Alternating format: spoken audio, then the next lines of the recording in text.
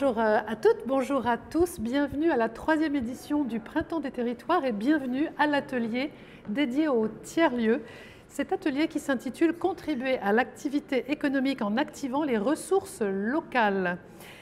Nous allons échanger avec les invités de la journée dans une seconde.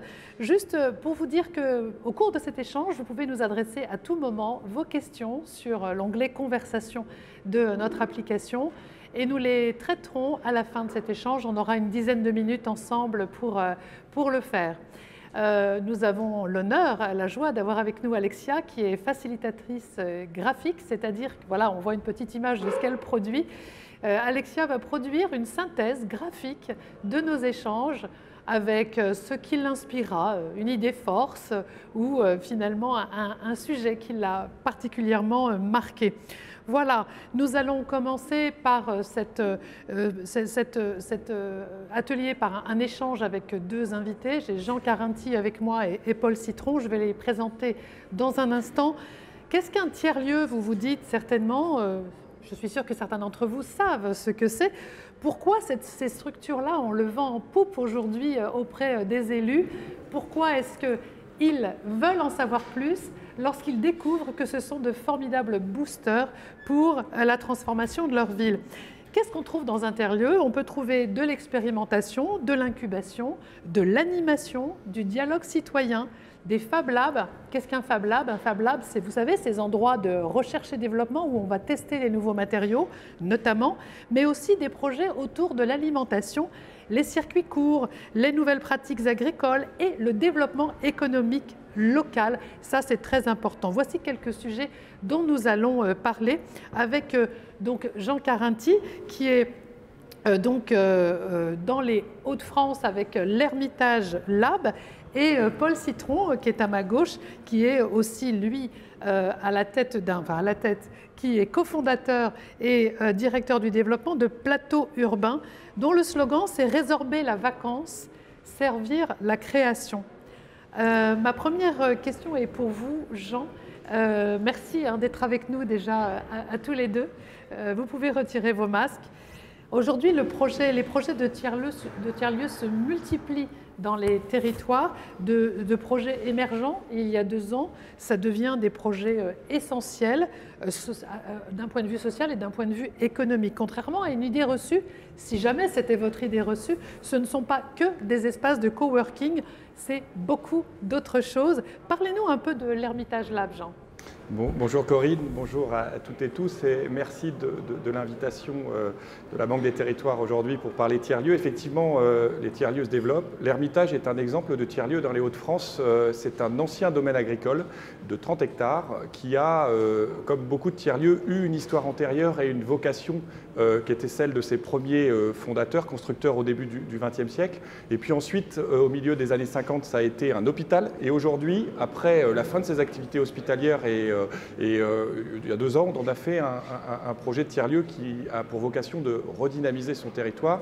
Pour vous donner rapidement une idée de ce que ça peut donner, un tiers-lieu concrètement dans un domaine de 30 hectares, c'est la combinaison d'un espace d'activité d'artisanat, un Fab Lab, un centre de formation pour des personnes en insertion dans le domaine du numérique, également une micro-ferme de 2 hectares qui travaille sur les circuits courts, l'alimentation de proximité et une innovation vraiment profonde dans le domaine agricole, puis également un espace forestier sur lequel on peut travailler sur l'avenir de nos forêts. On est dans les Hauts-de-France, dans un territoire forestier. Donc un tiers-lieu, c'est vraiment la combinaison d'un lieu, d'un collectif et d'une démarche. Et c'est ça qui est très original aujourd'hui et qui peut beaucoup intéresser les élus locaux dans la mesure où, à l'intérieur des tiers-lieux, se construit une ardeur à trouver des solutions communes, collectives, dans un territoire rural où on a bien besoin d'énergie aujourd'hui. Paul Citron, Plateau Urbain, pas tout à fait un tiers-lieu, vous pouvez préciser, vous me l'avez dit, on appelle ça autrement. Alors oui, bonjour à toutes et à tous. Plateau Urbain, on est une société coopérative d'intérêt collectif qui gère une vingtaine de tiers-lieux mixtes dans les zones métropolitaines en France, donc c'est-à-dire à Paris, dans le Grand Paris, à Lyon et à Marseille. Et donc on opère ces tiers-lieux dans des bâtiments vacants et on accompagne également les collectivités et les propriétaires pour monter des tiers-lieux partout en France.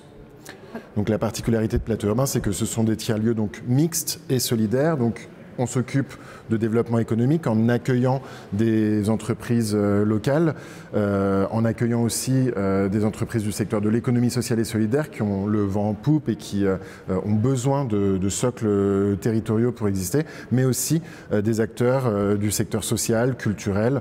Et donc ça génère des lieux pour toutes les transitions en général, dans des bâtiments qui font entre 1000 et 40 000 mètres carrés, donc il y en a dans tous les territoires. Dans la situation actuelle que l'on connaît, cette crise économique et sanitaire, cette crise des migrants aussi, vous avez des propositions pour répondre à ces enjeux, vous réservez un certain nombre de ces bâtiments vacants, dites-nous. Alors effectivement, dans la crise qu'on connaît aujourd'hui, on voit bien que la société, elle peut tenir s'il y a des socles territoriaux qui permettent d'adresser des activités, des services utiles à chaque territoire. Et donc c'est pour ça qu'on propose que tous les territoires consacrent 20% de leurs espaces de travail et d'activité à des acteurs de la transition, donc de la transition sociale, écologique, économique, sociétale, et que donc sur le modèle du logement social, ces 20% d'espaces de transition puissent donc accueillir les activités qui vont nous permettre collectivement de dépasser les crises actuelles et d'adresser les enjeux du XXIe siècle. Jean, est-ce qu'on peut aujourd'hui mesurer l'impact de l'Hermitage Lab? Je crois que vous avez 3 ans, c'est ça? Est-ce que vous êtes capable de mesurer les impacts sur votre territoire? Oui, on est en train de définir les indicateurs d'impact, mais pour être très concret, l'impact d'un tiers-lieu, c'est le nombre, bien entendu, ça c'est un référentiel en France important d'emplois créés. Sur un territoire rural, ça a son importance, mais c'est également la manière dont le tiers-lieu accueille les habitants de son territoire, les accueille sur des sujets aussi sensibles que la transition écologique, que la manière dont on installe des infrastructures de transition dans les territoires. La question culturelle est importante dans les tiers-lieux et notamment l'impact, c'est par exemple à l'Hermitage, le café-cantine, donc on a une licence 4. C'est important dans un village, quand vous recréez une licence 4, donc vous ouvrez un café, combien de personnes vont venir, quel type de personnes vont se côtoyer, vont commencer à construire ensemble des échanges. Une mesure d'impact, c'est le nombre de personnes qui peuvent venir et se rencontrer, avoir des échanges. Vous savez, à la campagne, on avait souvent des moments qui rythmaient la vie collective. Aujourd'hui, on en a de moins en moins. Et avec le Covid, c'est difficile. Avec la Covid, n'en parlons pas. Je vous donne un exemple concret, la distribution de légumes du mardi soir à l'Hermitage, qui est une distribution de légumes bio en circuit court. Ça devient, comme avant, jadis, la sortie de la messe. C'est-à-dire qu'on se rencontre, on discute, on échange. Ça, c'est un impact concret. C'est là où on commence à reconstruire une vie sociale. Et les tiers-lieux ont un impact important de ce point de vue-là. La relation que les élus entretiennent aux tiers-lieux, c'est aussi un impact, comment ils en font leur projet. C'est un projet, au départ, qui est initié par un collectif citoyen et qui, petit à petit, construit des liens. On va en reparler, je pense, avec l'exécutif des EPCI, les communautés de communes. Et petit à petit, les communautés de communes font avec les tiers-lieux l'avenir de leur territoire. Alors l'Hermitage Lab, c'est aussi 70 emplois temps plein ou 50 Alors on est à terme de 5 ans à 70 ETP créés, ce qui est quand même assez important hein, sur un village de 800 habitants, avec des gens qui peuvent venir pour changer de vie à la campagne et qui redynamisent le village, et puis des gens du territoire qui vont venir travailler sur le site. C'est un impact. Il y a aussi la manière dont le tiers-lieu engage la transition écologique avec son territoire, la transition énergétique. On est un partenaire, notamment de l'ADEME, un partenaire des collectivités, de l'État aussi. On va en reparler, une fabrique de territoire, et du coup, on peut accompagner la transition. Paul, vous aussi, vous mesurez l'impact de plateaux urbains. Vous avez des indicateurs? Alors effectivement, nous on est convaincus que les tiers-lieux ne sont pas seulement des endroits sympathiques, ils sont aussi utiles. Et donc pour le démontrer, pour démontrer de l'utilité sociale des tiers-lieux, on a effectivement créé une plateforme libre et gratuite, donc qui s'adresse à l'ensemble des tiers-lieux de France, qui s'appelle Commune Mesure, donc pour mesurer les impacts des tiers-lieux et démontrer que ces tiers-lieux créent de la valeur.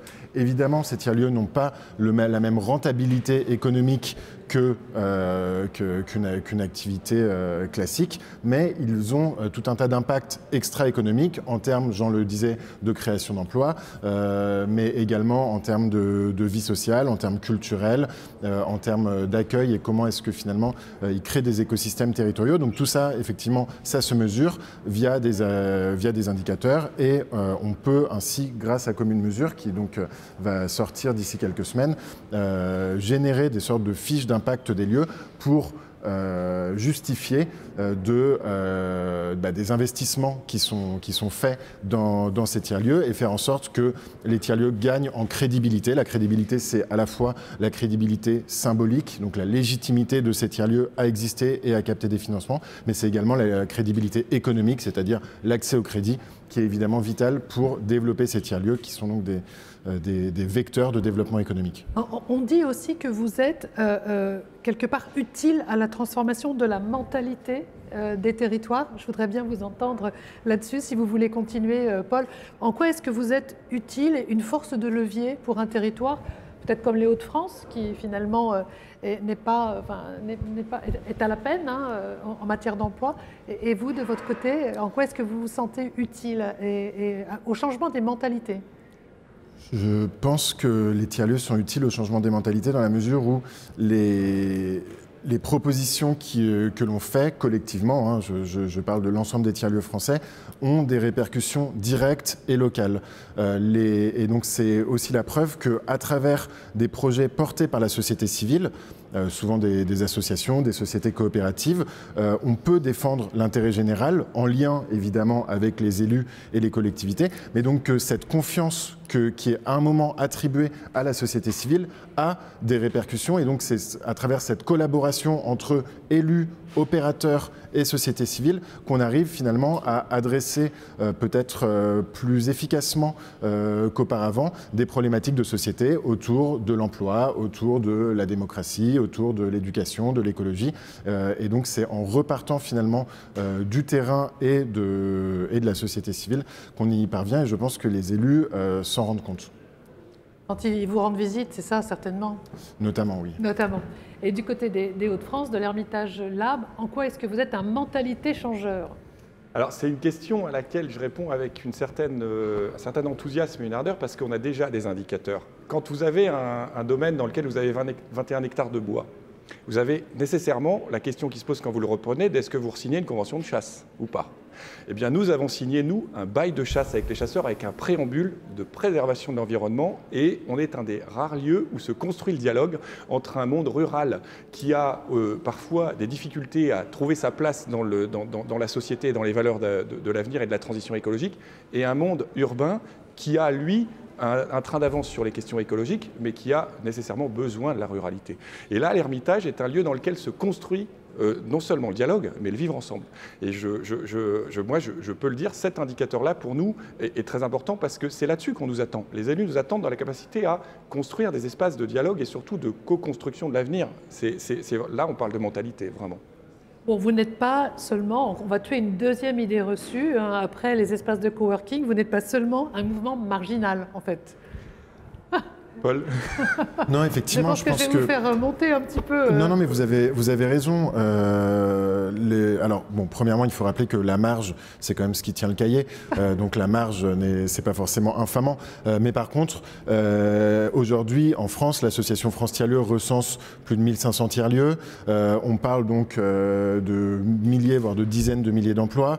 On parle de centaines de milliers de mètres carrés. Donc, il s'agit en plus d'emplois qui sont locaux, qui sont non délocalisables, qui sont tournés vers la société de demain. Donc non, nous ne pensons pas être un mouvement marginal. On le voit aussi, on voit à quel point les élus, les collectivités ont envie de faire des tiers-lieux et donc ça prépare l'avenir, tout à fait. Alors justement, une élue, la préfète, on va dire, des Hauts-de-France, de l'Oise, est passée vous voir il n'y a pas si longtemps que ça, Jean, à l'Hermitage, et vous m'avez raconté qu'en visite, elle s'est dite littéralement sidérée par le rythme et la dynamique que vous avez impulsée avec l'Hermitage donc sur votre territoire. Sidération, c'est quand même dingue pour finalement une préfète qu'elle en soit là. Est-ce que ça veut dire qu'il faut les acculturer à ce type de structure différente, mais qui est une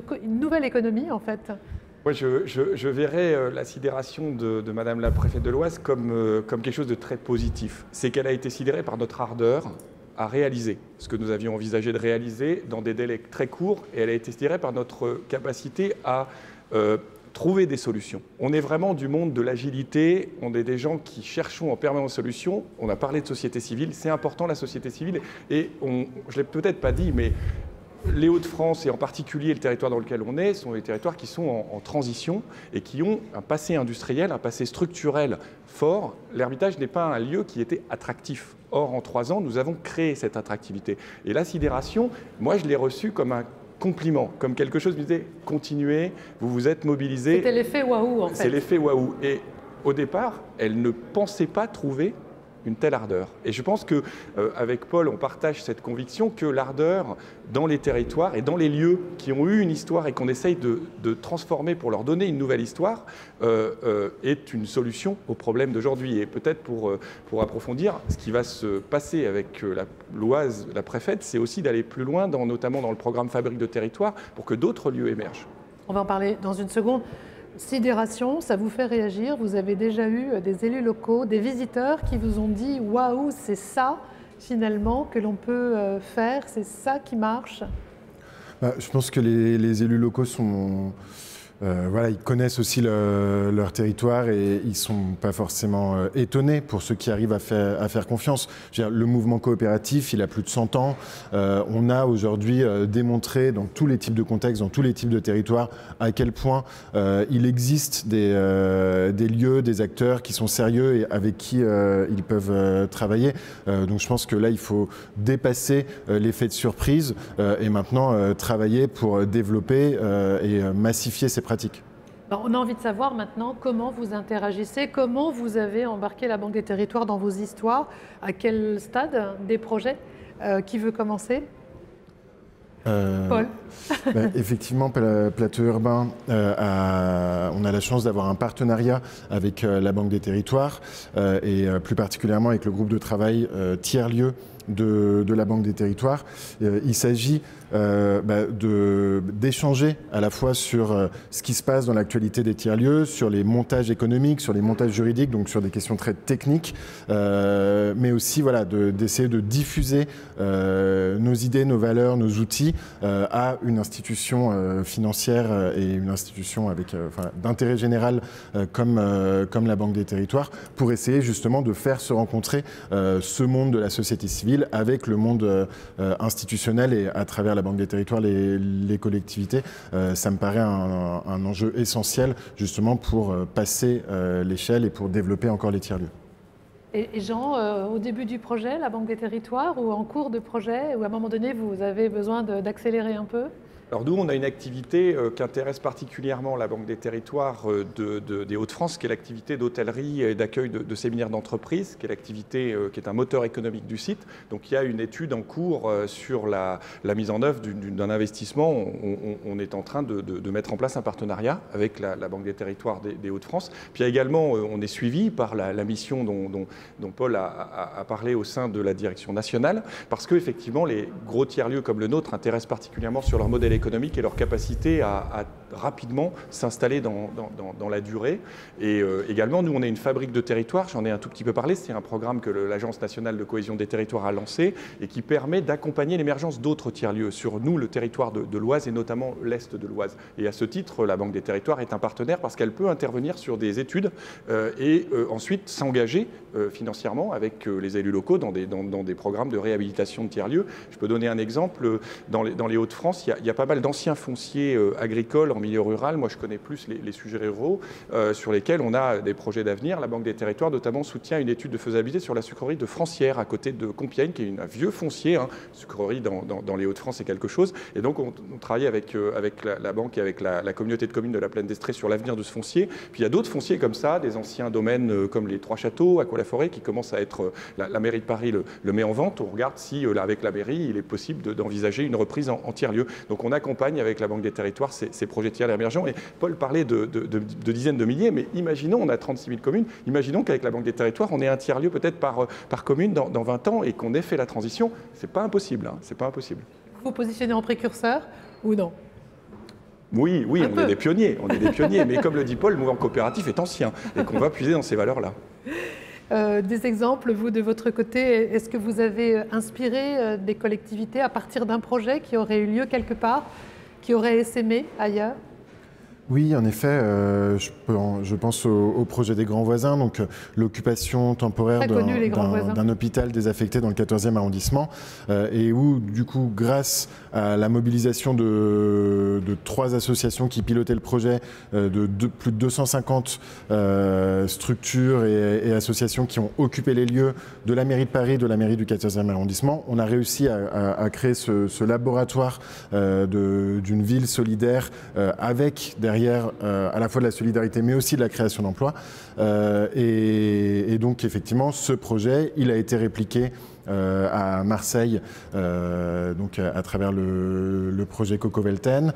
Il a inspiré différentes collectivités. Aujourd'hui, il y a plusieurs projets un peu similaires qui se montent. Donc oui, effectivement, il est possible de répliquer ces projets. Et je pense que ce qui est intéressant, c'est que les réplications sont toujours contextuelles et territorialisées. C'est-à-dire qu'il y a un certain nombre d'outils que l'on peut diffuser et il y a toujours le cœur et l'âme du projet qui doit par contre être créé in situ avec les acteurs des territoires et ça je pense que c'est aussi ça qui convainc les élus locaux, il ne s'agit pas jamais de projets standardisés. Oui, c'est ça, c'est que ça doit se pluguer, enfin s'imbriquer naturellement dans des problématiques locales, des besoins locaux, c'est ce que vous voulez dire, des attentes et des perspectives possibles. Exactement. Les modèles économiques, juridiques, techniques, ils sont réplicables. En revanche, la manière de programmer un projet, elle ne l'est pas et elle doit toujours être contextuelle. C'est pour ça qu'on propose toujours une programmation ouverte, c'est-à-dire de procéder par appel à candidature pour faire en sorte que les projets s'adaptent à la demande présente sur le territoire et non à une idée qui aurait été conçue en chambre et qui serait ensuite plaquée sur les lieux. Très bien. Je vous remercie beaucoup, messieurs. On va maintenant passer à La parole est à vous, puisqu'on a des questions qui sont arrivées. La parole est à vous.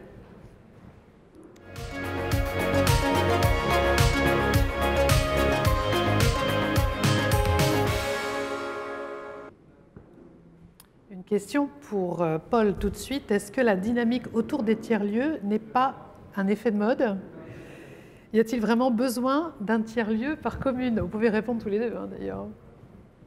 Alors, après, c'est une conviction personnelle qu'on sollicite ou une expérience basée sur l'expérience? Notre expérience, c'est que cet effet de mode, il commence quand même à durer depuis plusieurs dizaines d'années. Hein.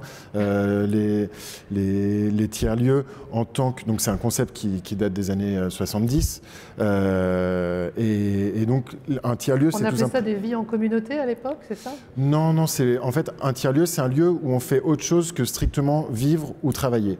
Donc c'est cette notion de third space. Et donc le tiers-lieu, c'est un lieu hybride où donc on arrive à dépasser cette binarité fonctionnelle entre le logement et le travail. Donc ça existe depuis très très longtemps en réalité. Un café, d'une certaine manière, c'est un tiers-lieu. Est-ce que la question là, c'est est-ce qu'il en faudrait un par commune? Alors, je pense effectivement que les tiers-lieux, des espaces de vie, des espaces où se rencontrer, des espaces qui échappent aux logiques purement marchandes et aux logiques de pure rentabilité, je pense effectivement qu'il serait utile de les développer. Voilà, nous on dit qu'il en faudrait sur 20% des espaces dédiés à l'activité économique. Pourquoi pas en faire un par commune? Jean, je ne sais pas si tu veux. Et Jean, donc dans 20 ans, plusieurs milliers. Hein, alors moi, je vais répondre par une petite ellipse très rapidement. Moi, j'ai un papa qui a fait une bonne partie de sa carrière dans les ONG. Hein, et dans les années 70, moi je suis né en 74, quand j'étais jeune dans les années 80, on disait « Oh, les ONG, c'est un effet de mode ». Est-ce que le monde pourrait vivre sans les ONG aujourd'hui? Non, c'est une innovation démocratique, économique, sociale. Moi, je pense que les tiers-lieux sont inscrits maintenant dans l'histoire et dans les gènes de notre pays. Et on dit souvent, c'est d'ailleurs un cadre de la NCT qui me le disait, on a eu des écoles. Qu'est-ce qu'aurait fait la République sans une école par commune? Qu'est-ce qu'aurait fait la République sans une mairie par commune? Bon, qu'est-ce que peut-être doit faire la République sans un tiers-lieu par commune? Voilà. Alors, comment, Jean, une question pour vous, fait-on travailler ensemble agriculteurs et start-upers pour fabriquer l'Hermitage Lab? Alors, l'Hermitage Lab est un lieu dans lequel agriculteurs et start-upers, mais aussi des Fab Labs, qui sont très très bons techniquement en France, il y en a quand même beaucoup de Fab Labs, construisent ensemble des choses assez concrètes. Très vite, nous, on travaille aussi avec l'Agri-Lab de l'Institut Lassalle, qui est important dans les Hauts-de-France. C'est une école d'ingénieurs importante en agriculture. On va travailler sur des sujets comme les paiements de services environnementaux, qui parlent pas mal quand même aux agriculteurs et aux élus locaux, qui sont vraiment essentiels dans la transition et la réduction des émissions, la transition agricole. On va travailler sur la manière dont les agriculteurs gèrent des systèmes dont ils sont souverains. L'agriculture a aussi besoin de relocaliser, mais aussi d'être maître des systèmes qu'elle utilise. Et là, dans les tiers-lieux, on a des solutions qui sont très intéressantes sur les GPS, sur les Fab Labs permettent de proposer des solutions aux agriculteurs. Ils sont très friands des tiers-lieux, les agriculteurs, parce que c'est des gens qui savent faire par eux-mêmes. Je pense que je voudrais ajouter oui, que sans doute les tiers-lieux rendent aussi les territoires plus résilients dans le sens où ils accueillent une diversité d'activités. Si on prend l'exemple des Hauts-de-France, peut-être que quand on prend les systèmes ouvriers et productifs industriels du 19e siècle, effectivement, on avait des communes qui étaient des sortes de tiers-lieux où les gens à la fois travaillaient, vivaient, se rencontraient, s'amusaient dans les stades de foot, etc. Oui, oui. Et donc tout ça, ça faisait partie d'une même organisation, sauf que c'était fondé sur une seule activité. Et donc quand l'activité a bougé, ces territoires ont décliné. Or, les tiers-lieux, en accueillant une grande diversité d'activités et en accueillant donc ces différentes fonctions, peut-être qu'on peut imaginer que ce sont des supports de développement territoriaux plus résilients, plus durables que ne l'étaient les grandes formes industrielles, donc ces grandes plateformes d'emploi du 19e et du 20e siècle. C'est ce qu'on se disait quand on a préparé cet échange ensemble, c'est que vous disiez à l'époque, voilà, quand une grande industrie fermait ses portes, c'était tout un territoire qui mourait. Le tiers-lieu, avec la diversité de ses acteurs et de ses activités, il y en a un qui ne réussit pas, enfin une activité ne démarre pas, c'est pas très grave, il y a le reste. Alors j'ai encore une question pour Paul, si j'ai encore un petit peu de temps. Oui, j'ai un petit peu de temps. Est-ce que les acteurs institutionnels ne sont pas un peu à la traîne sur ce sujet ? Alors, je pense que les acteurs institutionnels arrivent sur ce sujet. Qu'ils soient privés d'abord, avec un grand nombre de propriétaires institutionnels qui mettent à disposition des bâtiments vacants pour y faire des tiers-lieux. On peut penser à Cardiff, à Sogecap, qui sont différents propriétaires qui nous ont mis des bâtiments. Cardiff, c'est l'assureur de la caisse du Crédit Agricole, ça, non? C'est l'assureur de la BNP. Sogecap, c'est l'assureur de la Société Générale. Donc voilà, donc c'est des institutions financières qui aujourd'hui arrivent à mettre du foncier à disposition pour des tiers-lieux. Donc non, je pense qu'au contraire, le monde économique se rend compte de l'utilité de ces lieux, se rend compte qu'on ne peut pas faire autrement. On peut penser à SNCF Immobilier aussi qui développe des tiers-lieux comme ça. Donc ça arrive petit à petit, mais je pense que l'essentiel, c'est de parvenir pour justement des gros acteurs à faire confiance à la société civile, à faire confiance aussi à des personnes plus jeunes, à faire confiance à des personnes qui ont peut-être moins d'expérience, mais qui, par leur intelligence, leur agilité, leur maîtrise aussi des outils actuels, parviennent finalement à remplir et à faire des grandes choses. Est-ce qu'avec le télétravail un peu obligatoire, on ne va pas avoir tout un tas de lieux qui vont pouvoir potentiellement se transformer en tiers-lieux? C'est-à-dire qu'on va avoir un foncier disponible exponentiel, hein. Alors, vous avez envisagé la montée en puissance? Alors la montée en puissance, on l'envisage tous les jours. Le fait est que toutes les activités d'une société ne peuvent pas se faire dans le cadre du télétravail. On a bien vu pendant le confinement que tout à coup, il fallait produire des masques et que si les masques étaient produits à l'autre bout de la planète, en fait, on avait un petit peu de mal pour fonctionner. Il fallait produire du gel hydroalcoolique, il fallait produire des repas, Et donc, en fait, les tiers-lieux, c'est ça qui était intéressant, c'est que c'est des lieux qui se sont adaptés en quelques jours, qui ont pivoté et qui ont pu adresser ces sujets-là. Je pense que c'est des lieux qui aussi arrivent à faire tampon face aux crises, exactement. Et en effet, accueillir aujourd'hui des artisans, des producteurs locaux, des artistes, des jeunes entreprises, ça me paraît essentiel pour adresser ces enjeux. Et si on peut le mixer avec donc, le secteur tertiaire, l'économie de services, qui peut-être ferait bien d'aller un peu voir ce qui se passe dans la société réelle, je pense que ce serait une bonne chose. Donc les tiers-lieux, ils répondent à toutes ces problématiques. Vous vouliez réagir Oui, pour aller dans le sens de ce que disait Paul, nous, pendant la première période très difficile du Covid, il y a 1 an maintenant, on a été amené à avoir des sollicitations d'un collectif, un mouvement français qui s'appelle les makers, ces gens qui maîtrisent très bien les imprimantes 3D, et c'est eux, en fait, qui ont pallié à l'effondrement des supply chains. C'est eux qui ont fabriqué des chaînes de fabrication. Des chaînes de fabrication, c'est eux qui ont réussi à faire des visières pour les soignants, des masques, en mobilisant des couturières. Et cette culture-là, il ne faut absolument pas qu'on la perde et qu'on soit capable à l'avenir de déployer ce qu'on appelle la fabrication distribuée. Or, on est très en pointe dans les tiers-lieux, dans la fabrication distribuée, c'est-à-dire déployer des machines à impression 3D. Dans les tiers-lieux, on appelle ça des fermes d'imprimantes 3D. Il se trouve qu'à l'Ermitage, on aura une petite ferme d'imprimantes. On a une ferme traditionnelle agricole et puis on a une ferme d'imprimantes. Et à l'avenir, les élus locaux ont intérêt, notamment au milieu rural, à accueillir. Il y a la fibre quand même en France. C'est quand même un gros enjeu d'attractivité. Et ça, on l'a fait. En France, elle est faite, la fibre. Donc accueillir des fermes d'imprimantes, c'est accueillir la résilience de demain. Et ça se fait aussi. Les tiers-lieux sont en pointe là-dessus. Merci beaucoup, messieurs. On va regarder ce qu'Alexia a produit, notre facilitatrice graphique Alexia. Waouh. Alors, le tiers-lieu, très inspirant, chercheur de solutions, de la collaboration, créateur d'emplois. Est-ce que vous voyez quelque chose qui correspond à ce que vous faites au quotidien, messieurs? Le booster d'attractivité? Moi, je nous retrouve très bien dans ce dessin. Merci Alexia, c'est très bien. Et c'est effectivement l'ardeur, la densité et l'ambition qui ressort. Paul? Oui, bravo pour ce bon résumé. Je vous remercie, messieurs, d'être venus jusqu'à nous sur ce 3e printemps des territoires et je souhaite bonne chance et longue vie au tiers-lieu. On se reparle dans 20 ans? Avec grand plaisir. Et on voit si on en a plusieurs milliers. Merci à vous. On va maintenant vous demander si vous voulez, si vous pouvez encore rester avec nous quelques instants. Nous vous offrons un petit moment de détente jusqu'au prochain atelier, tout à l'heure à 13h. À tout à l'heure.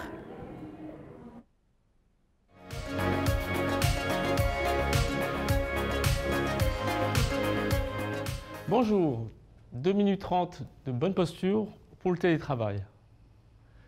Aménagement du poste de travail. Il faut aménager votre poste de travail au mieux pour vous. Un coussin derrière le dos, rehausseur de portable, bonne souris verticale, bon tapis de souris. Faites tout ce qui est nécessaire pour avoir une bonne position, que ce soit agréable pour vous. Bonne posture au travail. Il faut que vous soyez tonique, donc les abdominaux contractés, les bras en équerre, le cou à la bonne hauteur et surtout, corrigez vos positions parce que personne ne les tient. Pensez également à changer de position assise à la position debout. Il faut bouger souvent pour ne pas avoir mal au dos. En effet, c'est la position assise prolongée qui provoque des maux de dos. La contreposition pour ce problème, se pencher en arrière. Vous pouvez vous masser le dos, tambouriner le dos, mais surtout, pensez toujours à vous mettre en arrière après une position prolongée assise. Vous pouvez également vous étirer, très bon, faire des automassages trapèzes, puisqu'ils sont souvent sollicités, le bas du dos, tambourinement ou avec des baumes. Évidemment, le cou, très important, étirement, et on respire également. Si vous commencez à être fatigué, énervé, prenez une grande inspiration, on expire, on reste en apnée. On continue les grandes inspirations en apnée. Voilà, vous avez tous les outils pour télétravailler efficacement. Et maintenant, il vous suffit de pratiquer pour améliorer votre bien-être.